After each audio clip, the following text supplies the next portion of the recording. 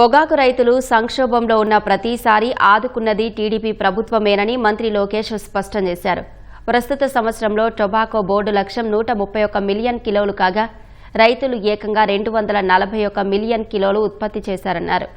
అధిక ఉత్పత్తి ఉన్నప్పటికీ సుమారు 100 మిలియన్ కిలోల పొగాకుకు ప్రతి కిలోకు 10 రూపాయల చొప్పున మొత్తం 100 కోట్ల రూపాయలను ఆర్థిక సాయం అందించాలని రాష్ట్ర ప్రభుత్వం నిర్ణయం తీసుకుందన్నారు.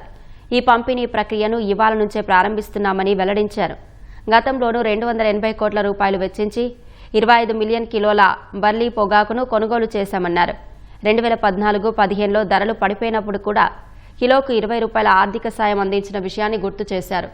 2019-20లలో పొగాకు ధరలు 121-123 రూపాయలకు పడిపోయినప్పుడు జగన్ ప్రభుత్వం 1 కిలో కూడా కొనుగోలు చేయకుండా రైతులను నడి రోడ్డుపై వదిలేసిందని లోకేష్ ఆరోపించారు.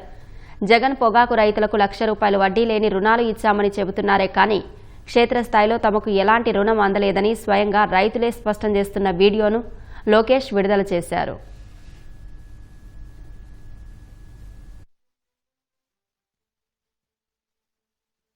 కాలంలో ₹1,00,000 వడ్డీ లేని రుణాలున్నాయి.